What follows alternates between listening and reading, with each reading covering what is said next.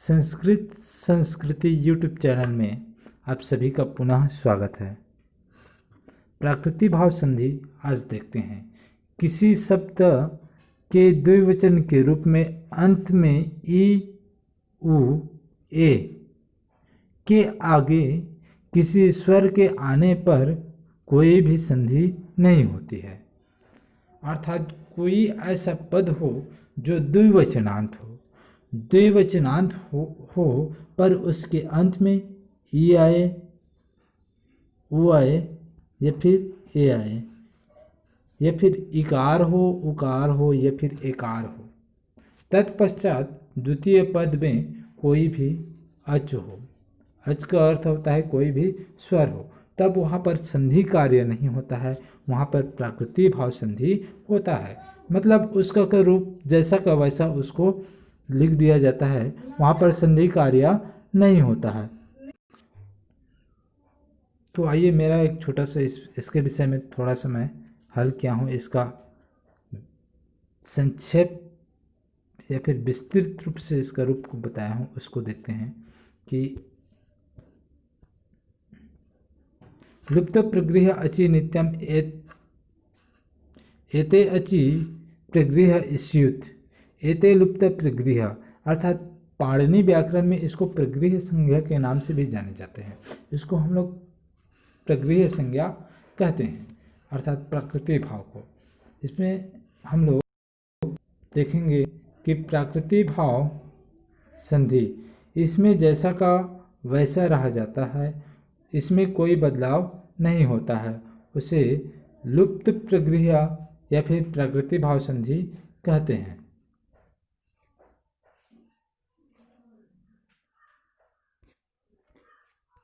अर्थात प्रगृह ईद उद एत द्विवचनम प्रगृहम। अर्थात इकार हो, उकार हो, चाहे एकार हो, चाहे ह्रस्व हो या फिर दीर्घ हो। तत्पश्चात द्वितीय पद के प्रथम में कोई भी अच हो, तब वह प्रगृह संज्ञा होता है या फिर प्राकृतिक भाव संधि होता है। ठीक है, तो इसी को हम लोग देखते हैं कि ईद उद एद द्विवचनम प्रगृहम। अर्थात ईद उद द्विवचनांत हो, तब वहाँ पर प्रगृह संज्ञा होता है। ईद मतलब ई से, उद मतलब वो हो, और एद मतलब ए हो। ऐसा शब्द आए प्रथम पद के अंत में और वह पद द्विवचनांत हो तब, और द्वितीय पद हमारा द्वितीय पद के प्रारंभ में अच हो, कोई भी स्वर हो, तब वहाँ प्रगृह संज्ञा होता है। ईद मतलब ए, इसमें बताया गया है कि एकार से संबंध ईद, और उद मतलब उकार से, और एत मतलब एकार से, तब यहाँ पर प्रगृह संज्ञा होता है, कोई भी संधि कार्य नहीं होता है, इसलिए वहाँ पर प्राकृतिक भाव संधि कहते हैं।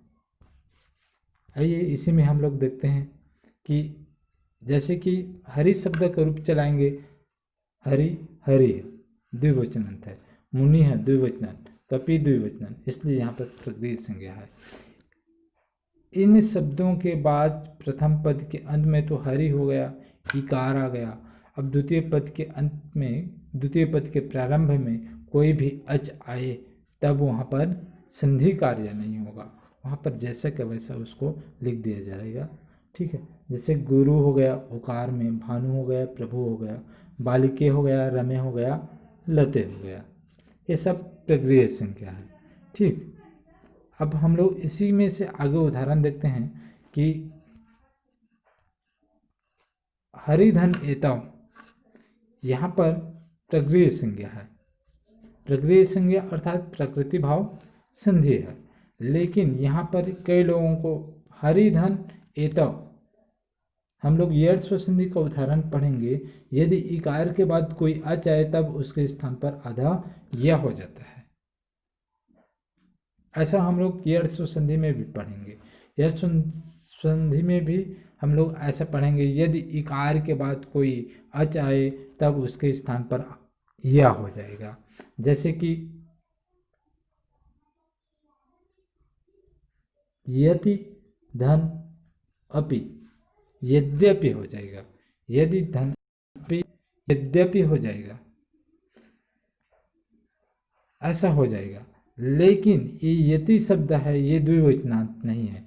यहाँ पर विशेष शब्द आने के कारण, ये द्विवचनांत विशेष शब्द होने के कारण यहाँ पर प्रवृत्ति भाव संधि हो रहा है या फिर प्रगृह्य संज्ञा हो रहा है, क्योंकि ये शब्द जो है हमारा यह द्विवचनांत है। इसलिए अगर ये द्विवचनांत नहीं होता तब यहाँ पर यर्स्व संधि हो जाता।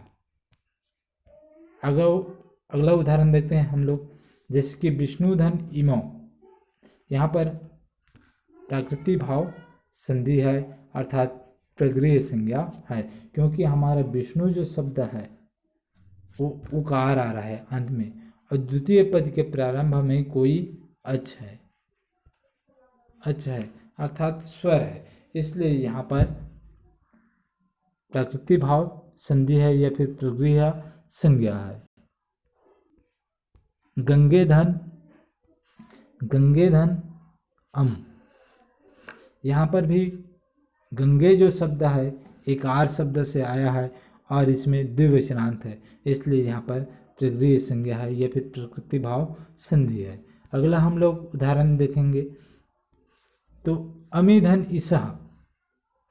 अमिधन ईसह, इसमें तो कई लोगों को दीर्घ स्वर संधि नजर आ रहा होगा, क्योंकि अंतिम में ई आया और द्वितीय पद के अंतिम में ई है, दीर्घ ई है, तो इस ई मिलकर दीर्घ ई कर देगा, ऐसा दिखाई दे रहा होगा।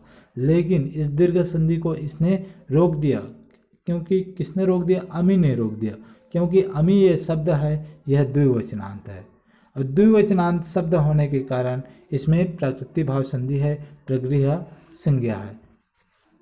ठीक है, अगला हम लोग इसी का उदाहरण देखते हैं कि इसमें जो दिया गया है पुस्तक में कि प्राकृतिक भाव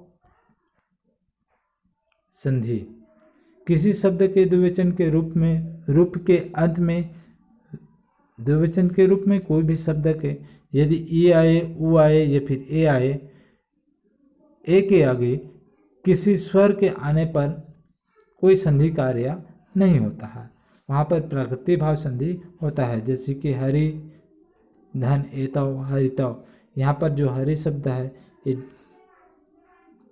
ये द्विवचनांत शब्द है और द्विवचनांत होने के साथ अंत में इकारांत है, इसलिए यहाँ पर संधि कार्य नहीं होगा।